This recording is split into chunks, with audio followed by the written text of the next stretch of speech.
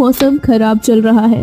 एक बार फसल सूखे की वजह से बर्बाद हो गई थी और दूसरी बार अचानक आई बारिश ने उसकी बची कुची उम्मीदें भी खत्म कर दी। अब इस बार की फसल को लेकर रामू चिंतित रहता है।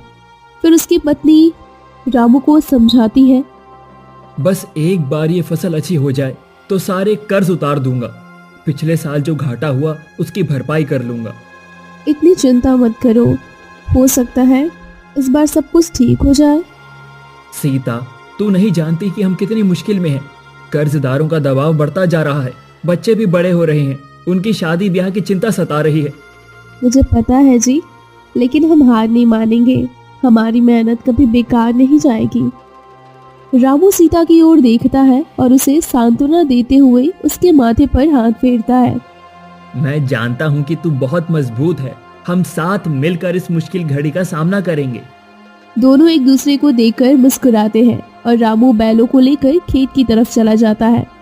रामू अपने खेत में हल चला रहा है। जैसे जैसे हल की नोक मिट्टी की गहराई तक जा रही है, वैसे वैसे रामू के दिमाग में विचारों की गहराई बढ़ रही है। पिछले साल का घाटा और कर्ज का दबाव उसके मन में उथल पुथल मचा रहा था। रामू हल चला रहा था, अचानक बैल रुक जाते हैं। रामू झट से हल रोकता है और बैलों के पास जाकर उन्हें सहलाने लगता है। क्या हुआ काली, थक गया क्या? थोड़ा आराम चाहिए है ना? चलो ठीक है, बस कुछ देर और मेहनत कर लो, फिर तुम्हें आराम दूंगा। बैलों की आंखों में झांकते हुए गहरी सांस लेते हुए, अजीब बात है, आज बैल भी थक गए। शायद ये भी सोच रहे होंगे कि इतना बोझ कब तक ढोएंगे। और मैं भी तो हर दिन बस यही सोचता हूँ कि जिंदगी कब आसान होगी। आसमान की ओर देखकर गहरी आवाज में, हे भगवान, ये कैसा इम्तिहान है। इतनी मेहनत करता हूँ फिर भी ना फसल का भरोसा है ना मौसम का। हर साल की तरह अगर इस बार भी कुछ गलत हो गया तो क्या करूँगा?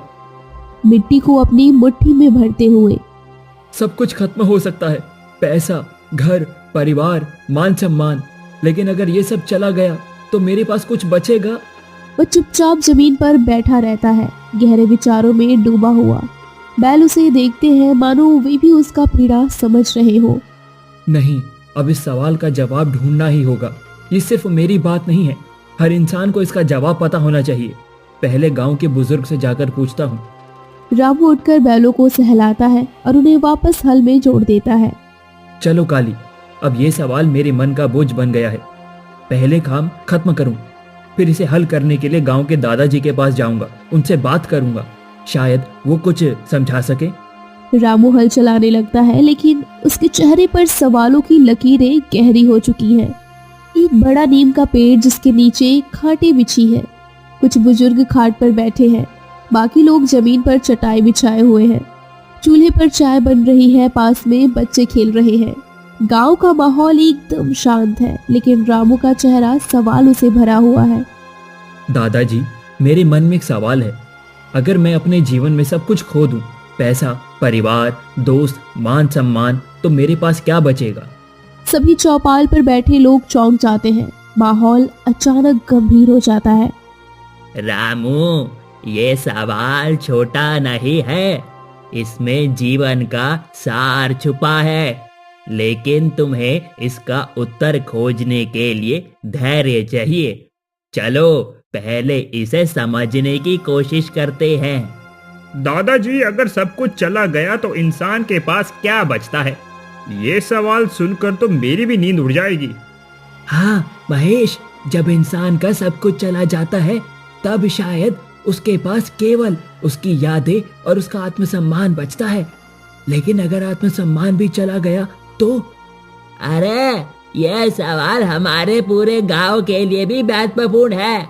देखो ना, आजकल कितने लोग पैसे और संपत्ति के लिए अपनों से दूर हो गए हैं। लेकिन जब कुछ भी नहीं बचेगा तो क्या हमें हमारे अपने विचार और कर्म संभाल पाएंगे? दादाजी, मैंने सुना है कि इंसान के पास उसकी आत्मा और ईमानदारी ही सच्चा धन है। लेकिन ये कैसे पता चलेगा कि वो सबके खोने के बाद ही बचा रहेगा या नहीं? रामू, आत्मा, ईमानदारी और सच्चे कर्म ही इंसान के जीवन का आधार है। लेकिन अगर यह सवाल तुम्हारे दिल को इतना परेशान कर रहा है तो इसका उत्तर हमारे सामर्थ्य से बड़ा हो सकता है।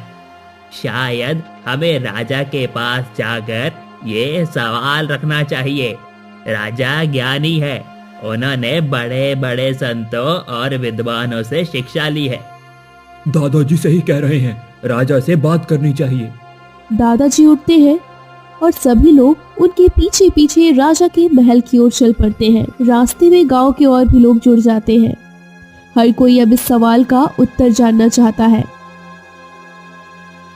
राजा सिंहासन पर बैठे हैं, उनके चारों ओर दरबारी खड़े हैं। दरबार में गहरी गंभीरता है। दादाजी और गांव वाले दरबार के बीच में खड़े हैं। राजा उनकी बात सुनने के लिए ध्यान मग्न है। दादाजी बताइए, आप सब इतनी संख्या में मेरे दरबार में क्यों आए हैं? महाराज, हमारा गांव एक गहरी समस्या से जूझ रहा है। रामू ने हमसे एक ऐसा सवाल पूछा है जिसका उत्तर हम में से कोई नहीं जानता। ये सवाल इतना सरल भी नहीं है कि हम इसे नजरअंदाज कर दें। क्या सवाल है, बताओ। महाराज, मेरा सवाल है, अगर कोई इंसान अपनी जिंदगी में सब कुछ खो दे, पैसा, घर, परिवार, मान सम्मान, तो उसके पास क्या बचता है? क्या ऐसा कुछ है जो कभी नहीं खोता? दरबार में सन्नाटा छा जाता है। तभी दरबारी और राजा सोच में पड़ जाते हैं। ये सवाल वास्तव में गंभीर और महत्वपूर्ण है। मैंने भी जीवन में कई शिक्षाएं पाई हैं, लेकिन इस सवाल का उत्तर तुरंत देना कठिन है। शायद हमारे दरबार के विद्वान और मंत्री इसका उत्तर दे सकें। राजा दरबार के प्रमुख मंत्री और विद्वानों की ओर देखते हैं। महाराज, इंसान के पास उसकी यादें और अनुभव बचते हैं, लेकिन अगर सब कुछ चला जाए तो ये भी फीका पड़ जाता है। हो सकता है कि ईश्वर और धर्म का सहारा ही इंसान का अंतिम सहारा हो, लेकिन क्या यह पर्याप्त है, ये कह पाना कठिन है। महाराज, ये सवाल साधारण नहीं है। ये तो जीवन के गहरे रहस्यों से जुड़ा हुआ है। हमें किसी बड़े ज्ञानी या तपस्वी के पास जाना चाहिए। सही कहा। हमारे राज्य के उत्तर दिशा में एक ऊंचा पर्वत है।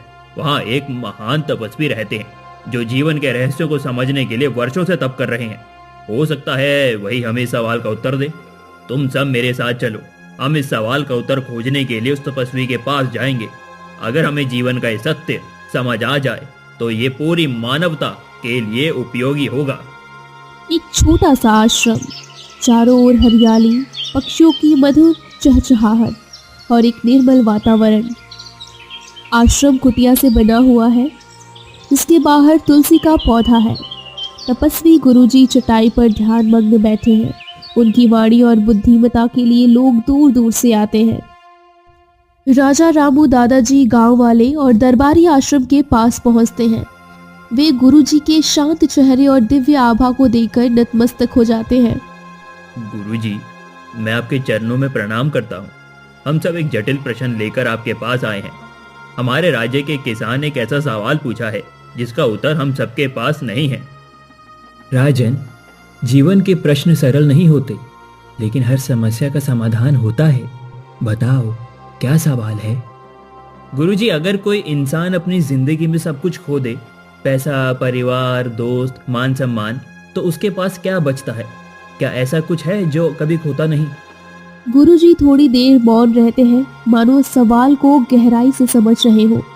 आश्रम का वातावरण गंभीर हो जाता है। सभी उत्तर की प्रतीक्षा में है। ये सवाल सरल नहीं है, लेकिन इसका उत्तर तुम्हारे भीतर ही छुपा है। जीवन में जब सब कुछ खो जाता है तो एक चीज बचती है। वो है तुम्हारा स्वभाव, तुम्हारे कर्म और तुम्हारा सत्य। गुरुजी, स्वभाव और कर्म की बात आपने कही, ये गूढ़ और महत्वपूर्ण प्रतीत होता है। कृपया इसे विस्तार से समझाइए ताकि हम इसे सही मायने में समझ सके और अपनी जीवन में उतार सके। राजन, जीवन में जो चीजें इंसान को मूल्यवान लगती हैं, पैसा, परिवार, मान सम्मान, ये सब बाहरी है। ये परिस्थितियों और समय के अधीन है। लेकिन जो तुम्हारे भीतर है, तुम्हारे अच्छे कर्म, तुम्हारी ईमानदारी और सत्य के प्रति तुम्हारी निष्ठा, ये कभी नहीं खोते। ये तुम्हारा सच्चा धन है। गुरुजी, ये सत्य सुनने में बहुत प्रेरणादायक है, लेकिन जब कोई इंसान अपनी जिंदगी में सब कुछ खो देता है तब वो पूरी तरह टूट जाता है। ऐसे में उसे अपने भीतर इन चीजों का एहसास कैसे होगा? वो इस सत्य को कैसे पहचानेगा?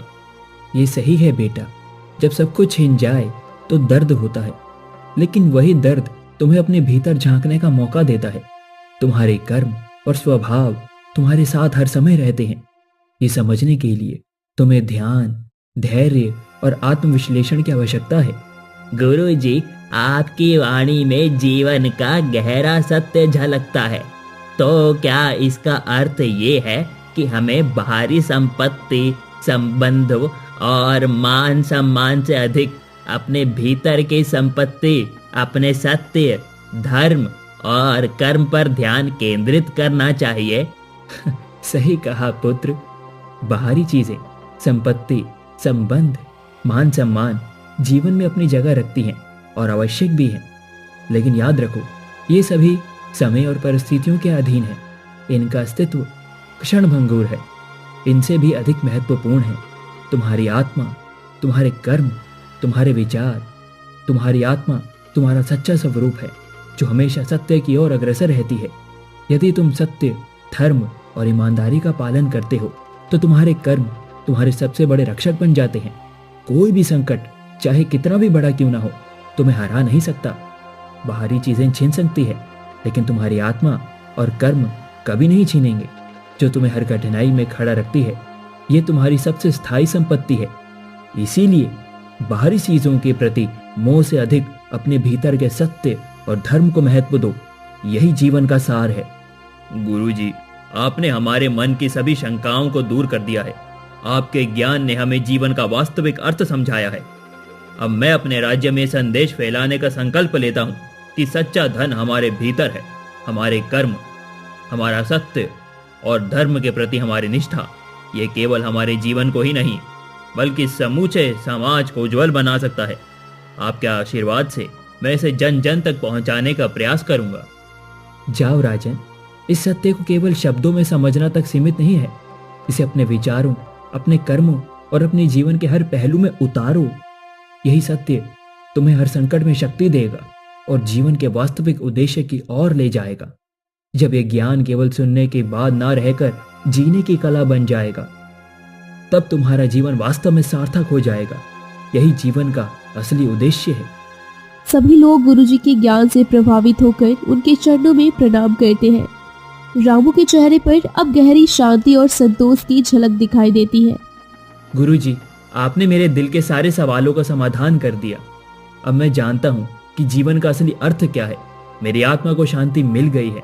बेटा, यही है जीवन का सत्य। जब तुम अपने कर्मों और सत्य को समझोगे, तब कोई भी दुख तुम्हारे अंदर शांति को छीन नहीं सकेगा। रामू के चेहरे पर अब गहरी शांति और संतोष की झलक दिखाई देती है। उसकी आंखों में आत्मिक जागरूकता की चमक है। गुरुजी, आज आपकी वाणी ने मुझे जीवन का असली रास्ता दिखाया है। मैं वचन देता हूँ कि मैं इस ज्ञान को अपने राज्य में फैलाऊंगा ताकि सभी लोग शांति और समृद्धि पा सके। राजन, तुम्हारा निर्णय ही तुम्हारे राज्य के लिए उज्जवल भविष्य का संकेत है। जब तुम सत्य और धर्म की राह पर चलोगे तो तुम्हारा राज्य हर कठिनाई से उभर सकेगा। इस ज्ञान को जीवन में उतारो और हर एक नागरिक तक पहुंचाओ। राजा गहरी श्रद्धा से गुरुजी के प्रति अपना आभार व्यक्त करता है और सभी लोग आशीर्वाद प्राप्त करके धीरे धीरे आश्रम से बाहर निकलते हैं। उनके कदम आत्मिक शांति और आंतरिक जागरूकता से भरे होते हैं। हर कोई गुरुजी की वाणी को अपने जीवन में उतारने का संकल्प करता है। मेरे मंत्रीगण और प्रिय दरबारी, गुरुजी की वाणी ने मेरे हृदय को स्पर्श किया है। उन्होंने हमें जीवन का सच्चा अर्थ समझाया है। महाराज, आपकी बात बिल्कुल सही है। गुरुजी की शिक्षाएं अमृत के समान है। हाँ मंत्री, हमें ये अमृत सभी नागरिकों तक पहुंचाना होगा। उन्हें समझाना चाहिए कि सच्ची संपत्ति धन दौलत में नहीं बल्कि हमारे कर्मों, सत्य और धर्म में निहित है। महाराज, आपका ये विचार अत्यंत सराहनीय है। हाँ महाराज, हम आपके इस अभियान में पूरी तरह से समर्थ हैं। मुझे विश्वास है कि अगर हम मिलकर प्रयास करेंगे तो हम पूरे राज्य में सकारात्मक परिवर्तन ला सकते हैं। गुरुजी की शिक्षाओं के अनुसार चलकर हम हर कठिनाई को पार कर सकते हैं। महाराज की जय हो, महाराज की जय हो। राजा तुरंत आदेश देता है कि इस ज्ञान को पूरे राज्य में फैलाया जाए ताकि सभी लोग अपनी जिंदगी में सत्य, ईमानदारी और कर्मों को महत्व दें। वह जानता है कि जब राज्य के लोग इस रास्ते पर चलेंगे तो उनका राज्य समृद्ध और खुशहाल होगा। अब सोचने का बोझ छोड़ दिया है, बस मेहनत ही मेरा काम है। फसल अच्छी होगी, कर्ज उतार दूंगा और फिर एक नई शुरुआत करूंगा। रामू खेत में दिन रात कठिन मेहनत करता है। वह सुबह से लेकर शाम तक हल चलाता है, बैल को लेकर खेतों में काम करता है। हर दिन उसकी मेहनत में आत्मविश्वास और संतुलन दिखाई देता है। उसकी उम्मीदें फिर से जीवित हो जाती हैं क्योंकि वो जानता है कि मेहनत और धैर्य से सब कुछ ठीक हो जाएगा।